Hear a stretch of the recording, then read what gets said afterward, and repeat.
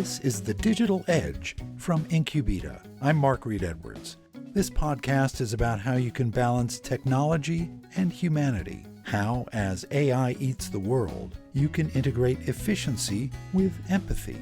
We'll talk with leaders from Incubeta and across the industry as we traverse the digital edge into tomorrow's world.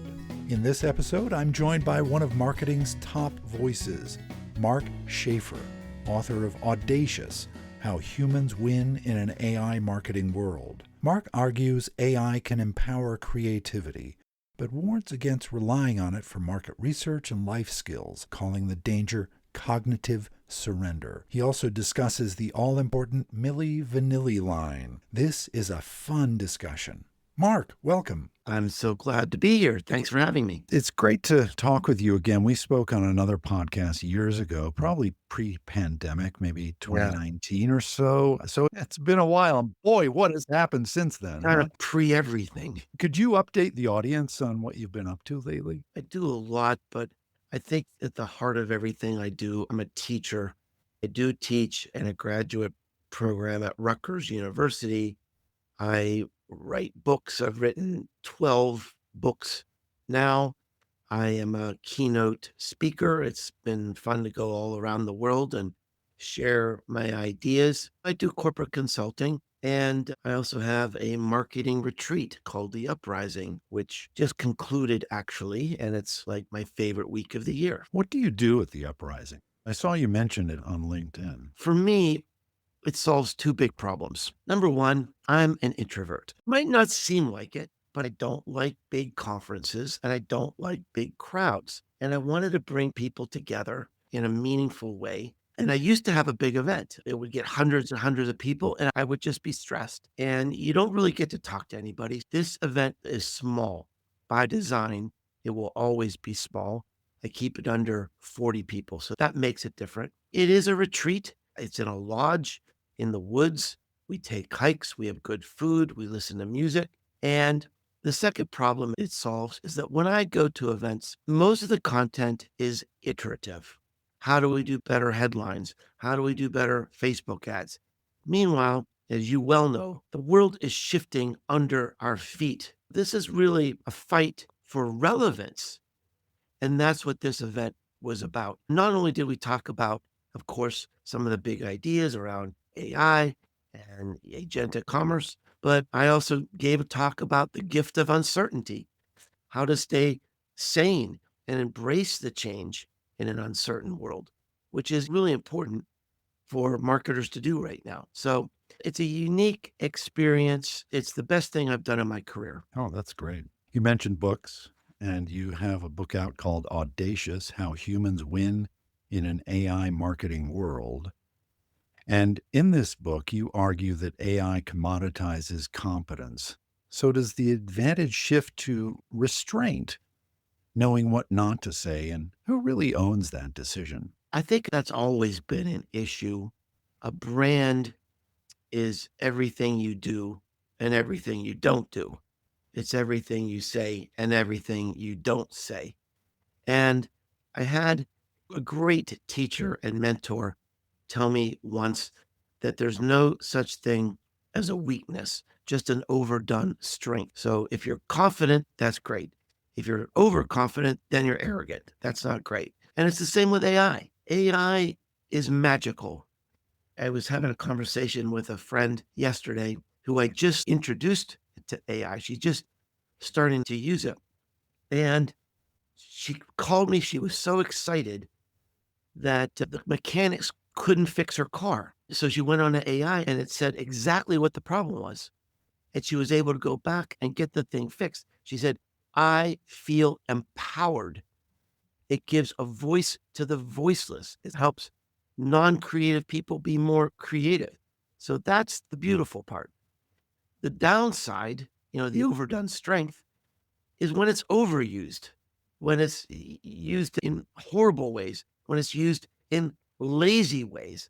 And that just contributes to this pandemic of dull we have generally in marketing, where most advertising, most marketing is just ignorable because it's competent. And AI just adds to the problem. It's an epidemic of sameness. Yeah, I backed this up in my book with research. It's great research from a company called System One. And they have this process where they can take marketing and advertising programs and run it through human panels. And they had, I think it was 60,000, I want to say 60,000 different programs that they tested in America, UK, and Australia. And it found that something like two-thirds had either a negative response or just a blank response. Like there was no response whatsoever. If there were a CEO of the entire marketing industry, they'd be fired because the results are generally so bad. And I think the opportunity is as AI contributes to this sameness, usually in most industries, the bar, the hurdle to actually be interesting is so low. The AI really isn't going to challenge us. Our industries have always been dull. Now they're probably becoming duller.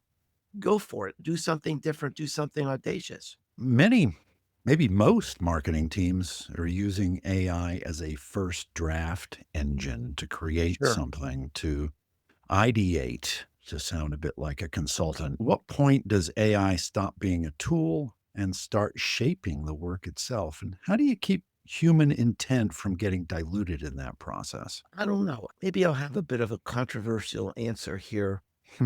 What if the AI comes up with a better intent than you? One of the things I see is this denial and this kind of rebellion among many of my friends and colleagues on LinkedIn where they say, "Oh no, there's always got to be the human in the middle of it. It's not going to take away our creativity." And look, I mean, the AI is absolutely incredible. It writes beautifully. It comes up with fantastic ideas, and it's just getting better. It can be brilliantly surprising. And maybe technically speaking, it may not be original, but all great artists build on other artists to begin with. And it may not be original, but it might be original to you. It might be original to your company or your industry. So I don't belong to that camp where AI is going to dilute human intent. AI is going to dilute human creativity. I don't buy that. I think generally speaking, it can empower us. It can make us bigger, bolder, more creative, more impactful. So, why resist it? I understand the emotion. I do. I understand the emotion. I understand the sense that, hey, this thing is nipping at the heels of our skill sets, maybe our careers. I understand that. Look, I'm a published author. It's swipe my books, right? My books are part of the machine, part of the immortal glue of data keeping this thing going. But overall, I think I'm a better creator, writer, teacher, speaker with it than without it.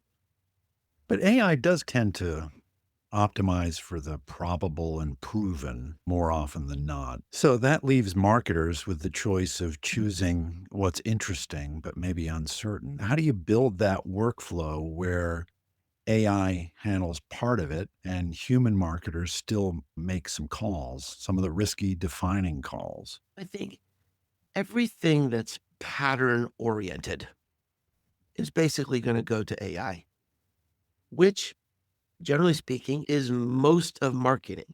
A lot of people think of marketing as the creative. That's the end of the process. The beginning of the process is research. The beginning of the process is surveys and customer feedback. The beginning of the process is planning and strategy. And I believe strongly, by the way, that even though the use of AI might seem sexy and intoxicating and people are going to rush to use this because it could save money, there's still a big risk. And let me give you an example.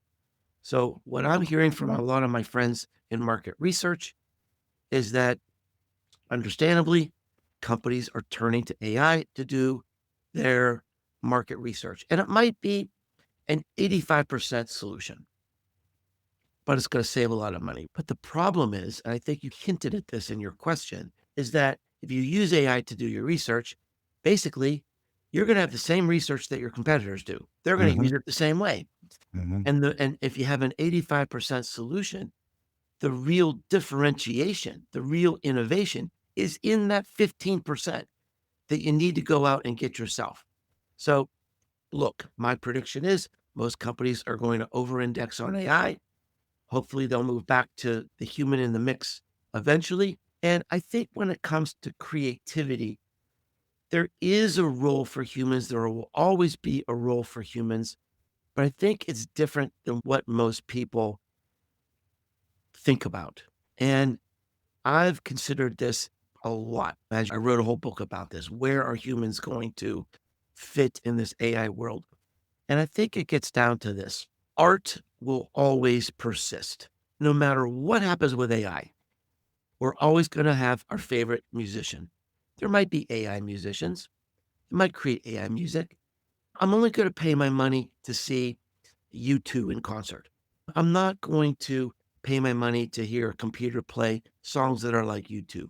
We're always going to have our favorite novelist, our favorite painter, our favorite poet. And likewise, I think we can have our favorite human blogger, video star, podcaster. And so, look, there's going to be a place for AI and all of those things. But I think human art is going to persist because art is an interpretation of the human experience. It's a story that only we can tell. AI might get close. AI can make things up and simulate things. That's going to actually get better as it gains more sort of worldview experience. So the implication, Mark, is that our corporate content is going to have to be more like art for people to pay attention to it. It's going to have to be more vulnerable. It's going to have to reflect the human experience. And that's something we've all been talking about for years. And I think now we've maybe have the catalyst to actually do it. And we've had enough time with AI so that it can simulate our tone, voice, and maybe even our own vulnerability. But is there a point where augmentation becomes substitution? Is that even worth discussing? That's maybe transparent to the reader. But how do you know when you've crossed that line? So I call this the Milli Vanilli line.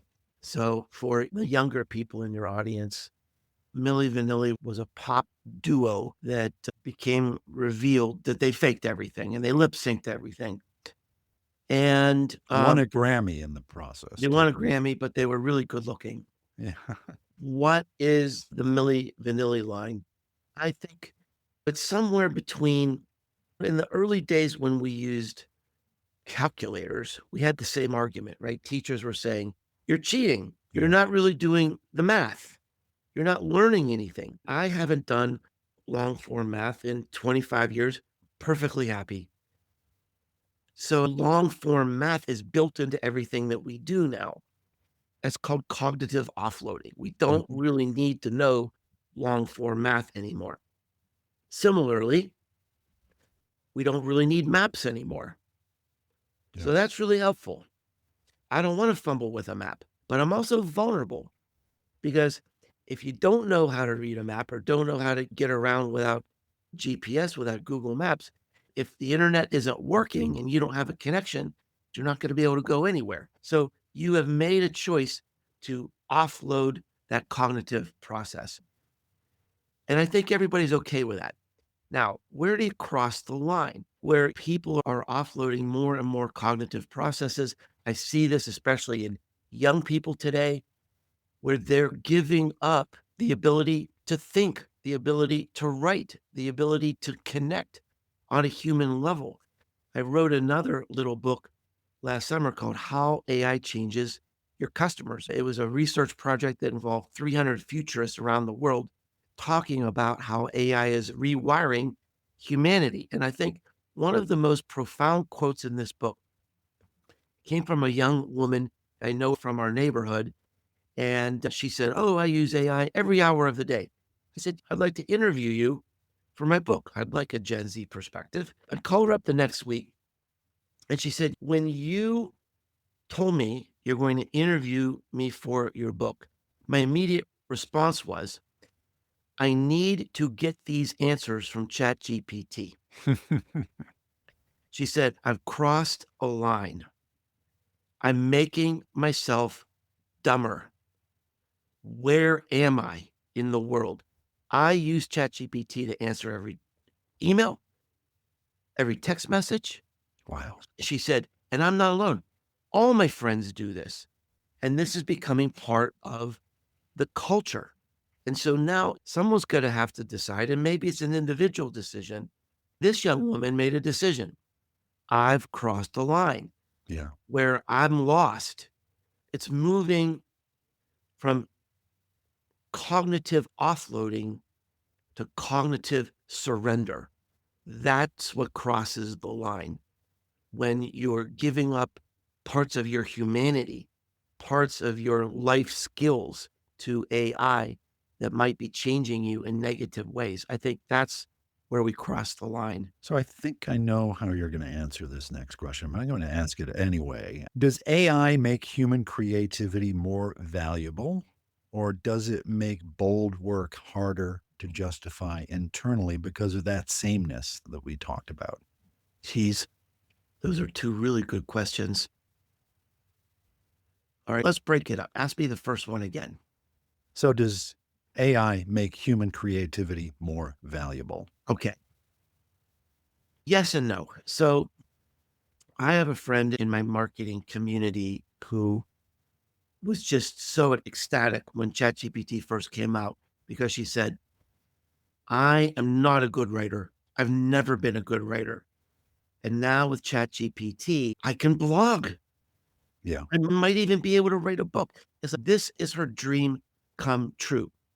Now, is that making human creativity more valuable? Well, it's making the human more valuable. That's for sure. I heard a really great quote from the famous record producer, Rick Rubin. He said, "If I asked AI to write an ideal movie script based on a certain plot, it'll go out and look at all the best practices and look at all the best storytelling techniques. And if AI is really doing its job, you could ask 5 AI platforms and it'll pretty much come back with the same answer because it's looking at all the best practices it's learned from all the human intelligence on the web." Now, if you ask 5 movie directors to take that idea, you're going to get 5 wildly different approaches. And I think that will persist, generally speaking. So then ask you the second part of your question. So does it make bold work harder to justify internally because of that sameness? Yeah, see, this has always been the problem because I believe that people, individual marketers, they want to do more. They want to be more creative. And we have this infrastructure in our industry that keeps boring in place. Yeah. It's like the scaffolding of legacy ideas and relationships. So talk to I won't name the company, but it was a Fortune probably 100 company. I was talking to this brand manager. She said, "I am ready to quit my job because we have a universal advertising contract. So every idea I have has to go to this advertising agency. And no matter what I want to do to break the mold and do something creative, it comes back an ad." So this is what I mean. It's just like no matter what she wants to fight for, we've got this infrastructure in place that's keeping us boring. We don't want to upset our customers. We don't want to upset our boss. We don't want to upset the legal department. We don't want to upset the advertising agency, the people who, love to wine us and dine us. I think this has always been an issue where we want to be bold. I don't know if this AI imperative will actually change corporate culture. That is the argument I make in the Audacious book. that where humans will thrive is through disruption, disrupting the boring, disrupting the dull, disrupting this average kind of response that comes from AI. That's still our place. But will corporate cultures support that? I don't know. I guess we'll find out. Yeah, I mean, I'm sure you've fought a few of those battles, right? Oh, yeah, I think we all have. We've all sat in meetings where the lowest common denominator idea is the one that gets chosen. And Right. I work for a few companies that like to think that they were, to coin a phrase, audacious. And we would talk about that all the time. And then we would choose the boring idea. Yeah. It's instead of the audacious idea. Yeah. It's also the ignorable idea. But look, Yeah. we got to get it funded. We got to get it going. Yeah. So I don't know if it's an AI problem or a human problem. It's a legacy cultural problem. The good news is there are some really inspiring people. They're just brave and they're trying to protect the dangerous ideas. And so there's a lot of good case studies and inspiration in the Audacious book. Last question. We've talked about this, that you can get 10 solid options in seconds from AI. Mhm. But what does good taste actually look like in practice now? And how do you teach teams to recognize it instead of defaulting to the safest AI output, like we just discussed, the boring opportunity? Actually, someone asked me about that on LinkedIn and it stopped me in my tracks because I had to really reflect on the role of taste in marketing and how does that compare to what AI can really do. I think at least right now, ultimately, it is something that's human. I think taste is really around experience and judgment. And look, creative directors are just the most amazing people in the world, I think. I had just the most incredible experience getting to meet some of the greatest creative directors in the world when I was working on the book. And just the way they operate, just the way they can tease creative ideas out of almost nothing. It's just magical and inspiring. So I think at that level, taste is really going to matter. It's the special sauce at the end that's going to make everybody pay attention. You want to shake people up, but you don't want to offend people. You want to get people's attention, but you don't want to be reckless. And I think that's where taste comes in and the experienced art director comes in or Yeah. creative director. Mark, I really enjoyed our discussion, really enjoyed your book. It was a heady bouquet with hints of lemongrass and apple, playfully articulate, earthy, and sublime. Oh my gosh, you read the blurbs. Mark does a very amusing thing to make sure that people who say they read the book actually did. He puts a funny quote on the third page of the blurbs, which I just read. And to me, that is almost a signal that maybe you used AI to help you with the book, but you wrote the book. And I don't know that you could get that from AI. So that's why I read it, because it's that kind of invention, that kind of humor is not Yeah. something unprompted, certainly, that Yeah. AI could do. Yeah, there's tons of creativity in that book. From there's the QR codes. The cover of the book is basically an artistic display that changes. There's a puzzle in the book, and that was all me. I used AI to help with the editing. I would say Sure. the most profound thing was when I finished the manuscript, I uploaded the whole thing to ChatGPT and to Claude, and I said, "What is missing?" And both platforms gave me the same answer. It said, "You need a chapter on measurement." And in my original outline, I planned to have a chapter on measurement and just maybe got lazy about it. So I went back and put in a chapter on measurement. So AI helped me make it a greater book. Well, this was great, Mark. I really thank you for joining me on the digital edge. Yeah, thanks for your great questions. Mark raises some interesting thoughts about AI and we humans. We will remain essential because content will have to be more like art. I like the sound of that.